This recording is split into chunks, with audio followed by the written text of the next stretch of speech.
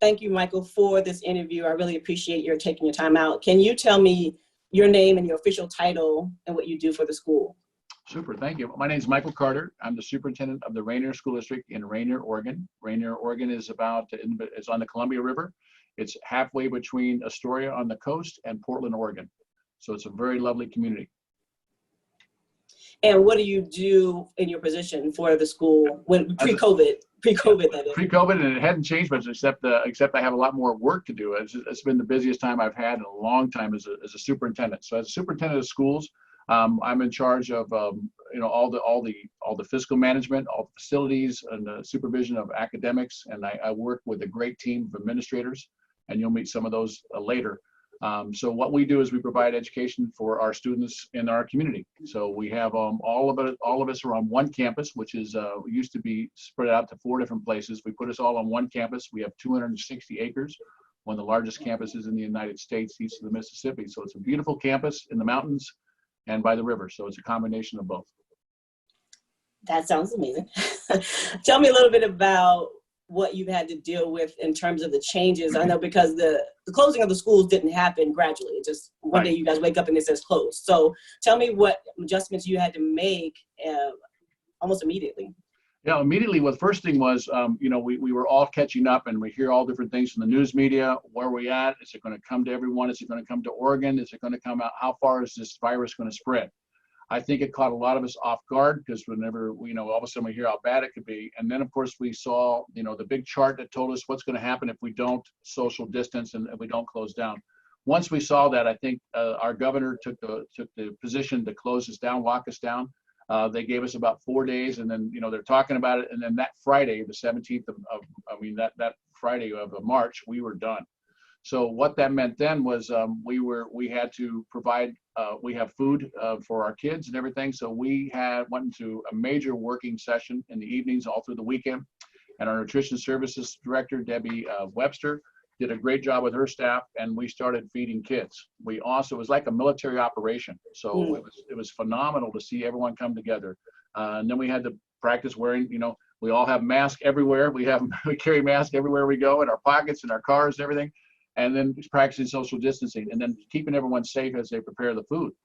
Then to top it off, we are a rural area, so we had to do busing. So we had 8 bus routes going out delivering food to the routes to our students who need the food, and that was our first thing. So nutrition first, and then after we did that, we also had to do daycare. So you're going to hear from some of our administrators who have to have daycare because we are a first responders area.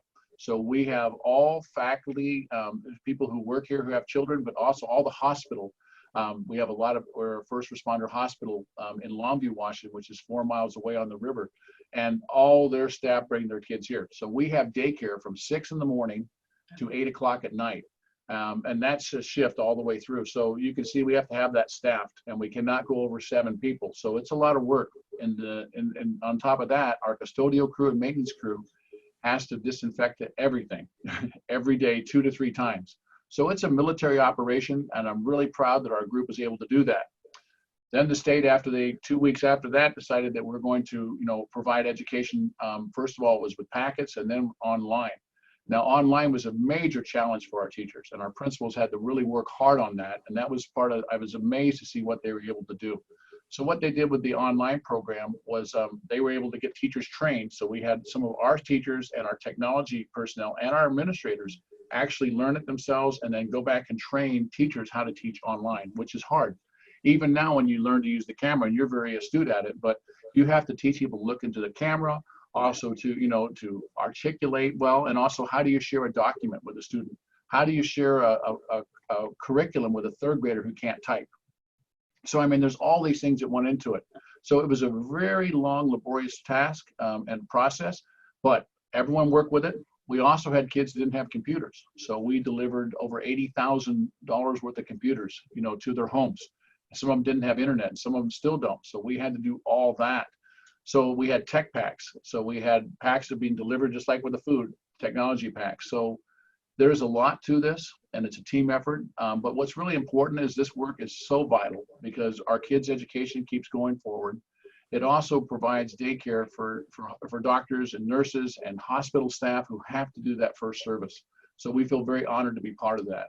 So I can't tell you, I'm very proud of what we've been able to accomplish as a team. I think there's been some huge challenges for us, every time we go there. One of the things I'm sure you'll talk about with one of the high school principal in particular is graduation. We feel really tough about our seniors. What do you do? How do you honor someone without going? Graduation is one of the hallmarks of our society. You go to a prom, and that's huge, and then you go to graduation. That's the biggest thing, and everybody comes in. And we have a lot of people who are the first family member to graduate from high school. So this is a big event, and so now you can see that's a tough one. So how do you honor social distancing? How do you keep everyone safe, and then still have that time to honor them at this major milestone in their lives? You covered so many difficulties. It's amazing sometimes to think about how this one thing affected so many things, layer after layer after layer. And just going back to when you started talking about the technology, I know that's a hard equalizer. So the fact that you guys even had the resources to give $80,000 worth of technology. But then there's a learning curve. But then do the people have the Wi-Fi? Do they still have to find Wi-Fi if you give them a computer? Yeah. I'm sure the teachers are overworked. They were already overworked and underpaid before this. Yes. So I'm sure it's gotten worse. And can you speak about how, I guess, even just the toll of that, just the hours and the extra things that is way past your pay grade at this point? Yeah, it's way past what we all trained for. I never had a class on how to do this. But what I do have, though, is I have a bunch of people who are committed to education. And that's the key. The first thing is equity. So we've really, every decision we made, how we can get equity. And if you keep everything in that mind at equity, that's been our driving force. Some parents they're off grid. They don't want to have computers. Some just don't have access to it. They have dial up and they can't use the stuff we're doing. So what do you do? So you see some very creative things with teachers. We bought a bunch of flash drives. So flash drives are what we had to do. And then people had the computer and go there. We also have, and I didn't mention this, but we have 3 spots on our campus where people can park their cars and they can access the internet. So we had to actually broadcast huge areas to make sure they have internet and they can come and work in their cars and have access to the restrooms. So I mentioned that to you because those kind of logistics we thought we counted on everything, and every time something would happen, we have to make an adjustment. And that's the part you'll see with nutrition services and everything. I want to tell you a story about one of our students is homeless. That student, what do? You can't give them a computer. There's no place for them to plug it in. There's no place to use it. So you have to be very creative. In the past, when that student showed up on campus, we had ability for them to use a shower, access food, and all that. Now we have to keep social distancing. So we've been very creative. And one of our bus drivers stepped up and offered a place for them to live temporarily, come use the house. So, that's the kind of stories you got to remember, that it's just people and community. And now I get goose pimples right now. I'm going to try not to get emotional, but this person's going to graduate. So I'm really excited about that. This person's going to graduate, and this person was taken in by a village. It does take a village to raise a child. And I think that's going to be the positive part about all this. We're going to come back more together when we're able to do our community and not have social distancing. You're going to see us really value what we had. We didn't know what we had till we lost it. And that's the community piece, the ability to sit down and have a cup of coffee, the ability to encourage people, the ability to step up and not remember those who are so as fortunate as we are. So that story is fabulous. Another story, we have a young individual from the charter school who's now going into the military, now able to go into the military earlier and now serve our country. So I'm really blessed that our government was able to make those kind of accommodations, allow us to do that. And I really want to thank our creative team for problem solving. And I also want to thank the teachers who have stepped up. Like you said, they're overworked and underpaid. And now we've asked them to do something completely different. I said, it's the Fred Astaire. We've asked people to tap dance and dance out there. Now we're going to ask them to be like Ginger Rogers and do the same thing backwards in high heels. So it's a lot of work. Okay, I like that. Backwards and in high heels. I'm going to have to figure that out. All right. No, but you're asking a lot of people to do a lot of things, but it shows their dedication. I know a lot of people like entertainers, and I'm in that field, but the real people are people like teachers and people like you guys who you don't get what you deserve in terms of pay, recognition, or anything, but you do what, if nobody has education, the world doesn't operate. Let's just be real about that. And so now the rubber meets the road now, where you see the inequities. You see where, where it kind of got covered up a little bit because everybody was, operating in the school, so there was things supplied. But now you see the inequities. You see where people who, might have got to buy when they were able to come to school, who are now homeless, but when they're at home, or even if they're not homeless, they just don't have the resources. And let's just be real. Every parent is not equipped to teach. That's it. Yeah. And then that you hit the nail on the head. We've seen some marginalized populations that issue has come to the forefront, and it's make us address it a lot quicker. I think in the long run, we're going to see that the changes in education that needed to happen, we're going to take 5 or 10 years. I think those changes now are going to happen a lot quicker. And I think that's good. So we're going to see a lot more equity in the future because we're taking conscious, a stream of it. We're making a dedicated effort. Very true. And in that note, I would like to bring in the other people who have decided to participate with us. So don't go anywhere, Michael. You're still a part of it. I'm just going to bring in everyone else. Michael, can you do me a favor and introduce your staff to us? It'll be my pleasure. First of all, at the high school, we have Mr. Graydon Blue, high school junior high principal. So he has a great insight. Followed by our nutrition specialist director, Debbie Webster, and our elementary principal, Ms. Heidi Blakely. Awesome. I appreciate you guys being here so much. Can you tell me, we'll start with Graydon. Graydon, tell me a little bit about your experiences during this, extremely quickly change that you had to take for the COVID. Yeah, this has been a interesting learning experience I think for all of us. We have learned a new style of instructing children and being able to make contact with them on a daily basis, do check-ins with them. It has been a learning experience for our staff, and they have jumped on board. Mr. Carter mentioned earlier that we have a great staff that we're working with who have forged forward through this and have tackled any issues or problems that have come along, and they have been a quick study through the process. By some predictions, this might be the new normal. And I don't know if it's going to either be the new normal completely the way it is, but there might be a lot of adjustments that we will have to continue because they are expecting a resurgence. We never know. But in that vein, Graydon, can you speak to what I guess you guys have learned? We were talking to Michael about the inequities of the different things that children have, the different services they need might be solved by being together that are now very apparent. What things have you learned about that side of it? Well, because of the nature of each of our students and their families individually, their setting, we're a very rural community, and students don't all have the same opportunities given to them, even though we're in a similar community. They get up out in the hills a little bit and they lose all the internet access. And so we've had to strategically work with our staff in building programs and opportunities for these students to continue their education. At the same time, we don't want to overwhelm these students because this is new for them as well. And so we've tried to be gradual in bringing this forward and bringing it out to them. And at this point, trying to maintain a knowledge level and not to overwhelm them with added knowledge, even though we are trying to do that incrementally. Yeah, and I guess you mentioned packets, and I think Michael had mentioned that either offline or online to me about you guys have to disinfect the packets. Yeah, yeah, we give them some quarantine before we hand them back out to teachers. So can you explain what you have to do, Debbie, to even get to the point? I'm just thinking just the process of getting the kids engaged, getting their homework, and now you got to disinfect it. What is that like? So when the packets come in, we have containers on the buses. The kids put their homework in the container. We bring it, my bus drivers and my staff, they bring them in, they put the lids on them, they put the date that that box is sealed, and we wait at least 24 hours before we open that up. And so we're kind of looking at a schedule of like twice a week, opening them up, taking out all the homework, taking it down, but we wait 24 hours, at least 24 hours. And so like a Friday packet, easy because it's got 48 hours.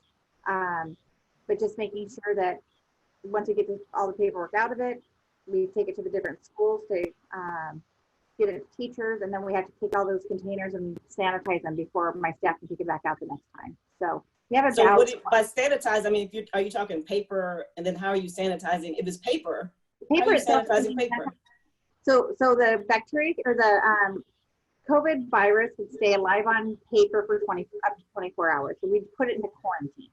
So we quarantine the paper for 24 hours. So when we put a lid on it and we put a date on it, we can't open it for 24 hours. So we know that our last bus comes in at 12:30 in the afternoon.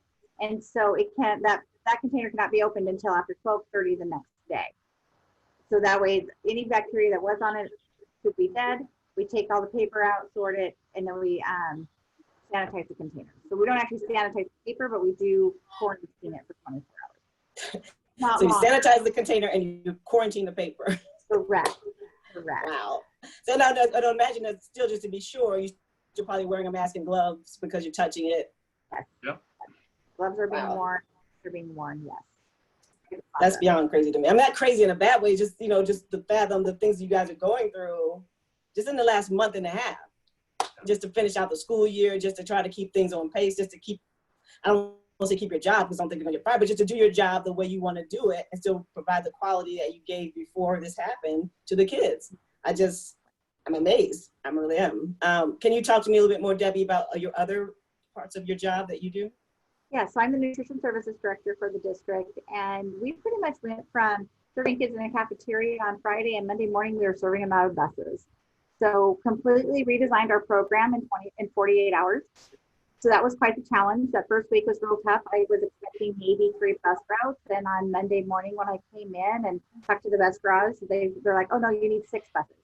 So, which was just kind of like, okay, how do I do that? So we had to basically all of a sudden put together 6 bus routes, calling bus drivers in to get them to ride buses, get my staff out. We put 3 people per bus, so a driver plus 2, to get, because the first thing I wanted to do is I wanted to make sure my staff felt safe and felt like they had enough, that they weren't being overwhelmed with too much work, because I didn't know what was in the paper, right? And so we prepared those meals, and so I would come in, okay, about 10 minutes before we had to leave, here's your numbers, and then we go through and they count and they get everything out. Now we're down to a point that we have our numbers figured out. We have our 6 routes designed. You can give me an address and I can tell you where in our community that family lived. I barely knew how to get to the school and back before this started. I live in Longview across the river, and so I came to work to go home. Now you can give me a street and I can probably tell you what part of our community it's in. So it's been quite the learning experience. It's been a lot of fun.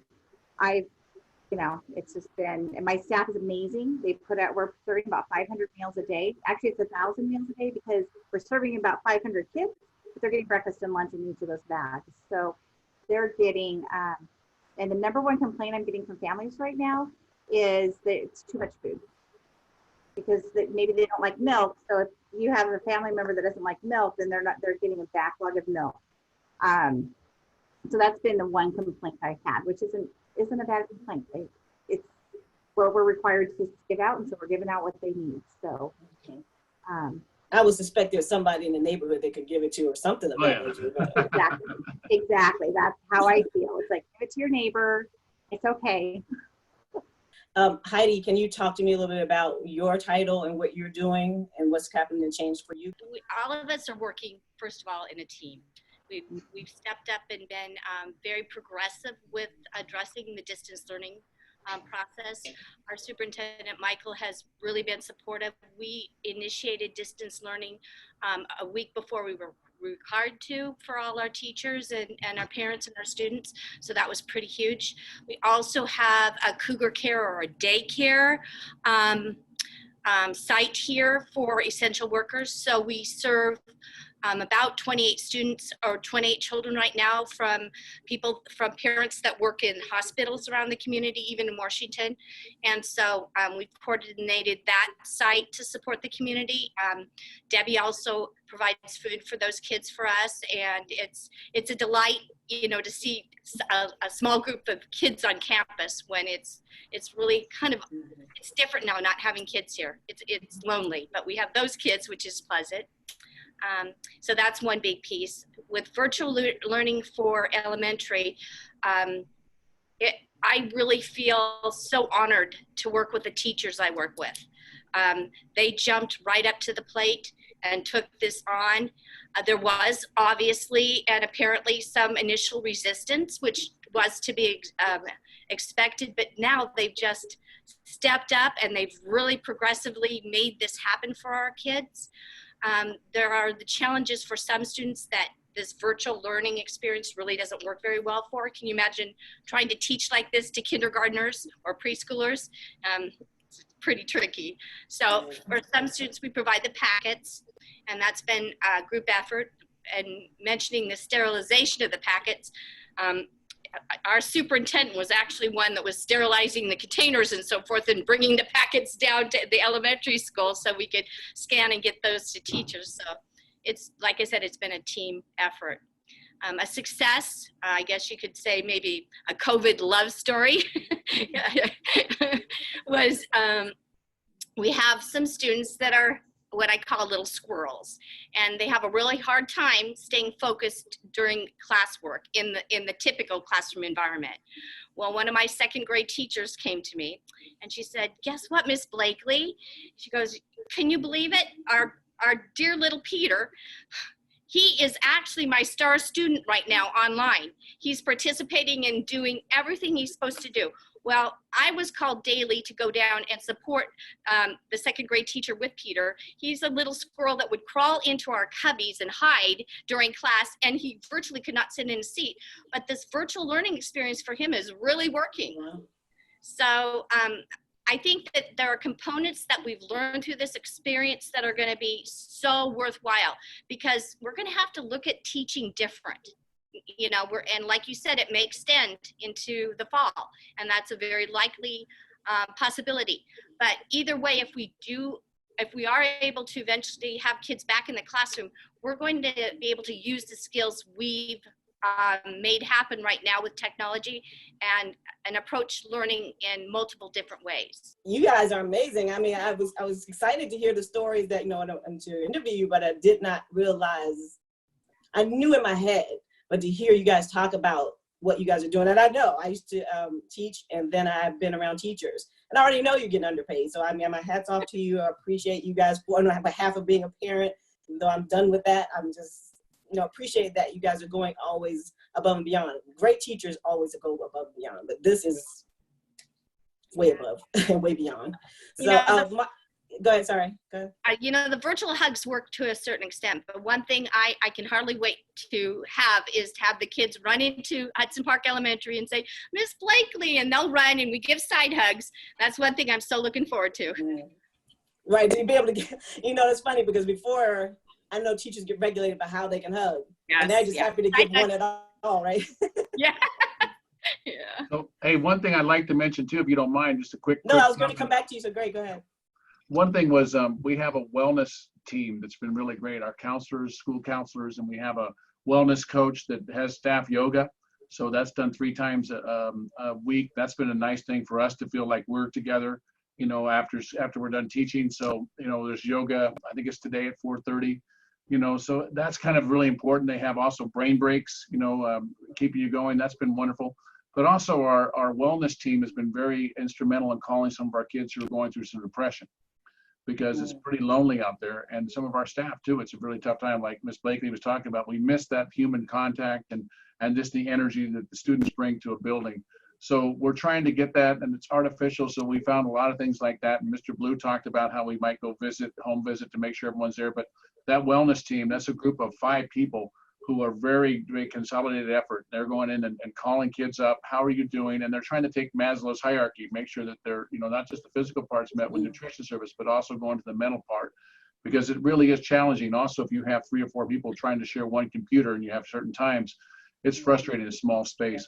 So that's been, I want to say the locked up syndrome is really starting to come out now, and, depression's there, and we're still making sure that we're keeping those counseling sessions going. So a lot of online counseling sessions are still going forward. So really proud of that, but that's something we need to acknowledge because it is a challenge for our staff and for our administrators. And we actually get a call from one of those wellness staff people once a week and call us up and ask how we're doing and make us feel uncomfortable and talk about it. Because we're not used to, taking care of ourselves as much as we should. So that's probably been a big plus that we've missed, that as administrators, we have to really take care of ourselves as well, because this is very taxing. You can do it for 2 or 3 weeks, but it looks to me like we're going to have to go longer. And also we might get a break, but we have to come back and maybe do this again. So I wanted to mention that there's a lot of unsung heroes out there, who have been doing that kind of work. Well, and that leads me to the next and the last thing that I want to do. I wanted to hear from each one of you what you've learned and how it has made you guys closer, because I don't know how long you worked with each other as a group, but I'm sure that this has brought out the need to first value connections because you're not in the same space, but also just value how you work together, because you guys couldn't do it if somebody messes up the cog in the wheel, so to speak, is all going to get messed up. You really have to be a team. This is a team thing. It's not an individual effort. So I don't know if Graydon, you want to start, and then we'll go to Debbie, and then Heidi, and then with Michael. Sure. We've always been a real strong team, very cohesive group, bouncing ideas and thoughts off of each other, very supportive of one another in whatever directions we wanted to go. One of the things that we learned through this process is oftentimes we can't just think of ourselves and what our needs are. So we had a discussion as a admin group here not too long ago where we said, let's talk about the I decisions and let's talk about the we decisions, because we were finding that we needed more time to communicate and talk with each other and make sure that we weren't stepping across and affecting somebody else's decisions. So we were able to accomplish that and work together to solve any issues or concerns that arose, so that we were all on the same page working together to accomplish that. One of the things that is vital through this process is communication, and sometimes that can get lost with all of the changes that are going on. But communication is extremely important through the process. And it helps because we have a communications director that keeps us in line and keeps us focused. We can funnel things to her, and that's Megan, who didn't really want to be on camera, but she probably ought to be. She's right here. Come on over, Megan. Let's hear from you. Oh, darn it. No, don't go. Heidi, you can look. Okay, go ahead. See, They drew you in, Megan. They drew you in. We are a team. I thought I was going to get off. Now you can get off. Go So ahead and finish, Graydon. Go ahead and finish, Graydon. Oh, I'm saying you can see that we are a team. We'd like to make sure everybody's involved and is working through the process. One thing that I didn't get a touch on while I was talking in the beginning was the individuals that have really lost a lot this year is our graduating senior class. They are losing out on their prom, and they are losing out on the traditional graduation and the experiences that they were expecting. And that's been a great loss for them and for their families. And so it's been a struggle to try and pull together something that's cohesive, yet still contains some of the traditions that they are used to. And so we are trying to do that. We have an initiative that's going across the United States where stadium lights are turned on to honor our senior classes. And we do that here every Friday night here in Rainier. Turn those stadium lights on at 8:20, which is 2020 military time, to honor the class of 2020.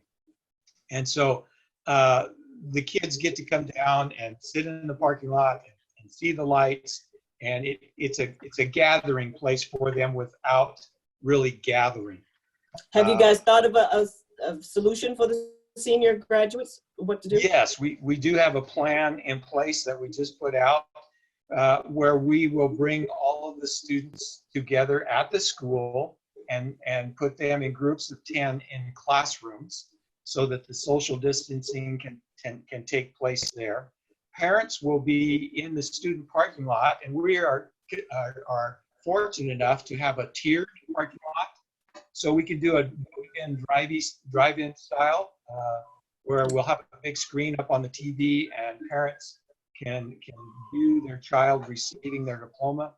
We are also bringing them to a location on campus where a few of our staff members have stepped up and created a backdrop for that graduation. We firmly believe that everything that you learn in kindergarten is important. And there's been a tradition here at the school where they have taken fingerprints and placed them on a wall on campus every year for that graduating class.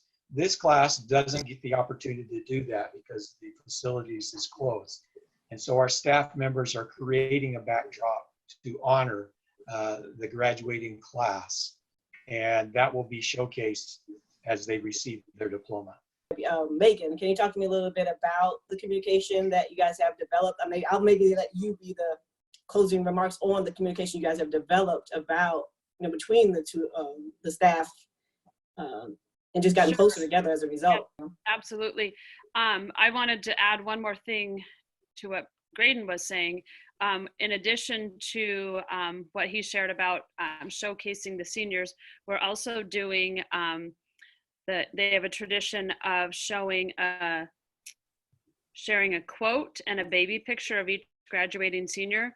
And this year we're doing that virtually on our Facebook page. So we've started this week showcasing 2 graduating seniors each day with their baby picture and quote. And so that's seen out in the community and parents have been excited. So that's another piece to honor our seniors.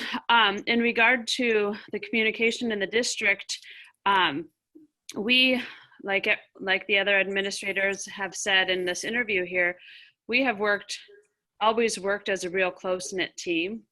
And so even with our district updates, we have taken the stance of kind of a united message, a united front, so to speak. So initially, when there were a lot of announcements coming out, we had a lot of information to share. We tried to be as streamlined as we could, so everyone was on the same page with what information was shared. So we would have admin meetings together and say, okay, for nutrition services, what's the update this week?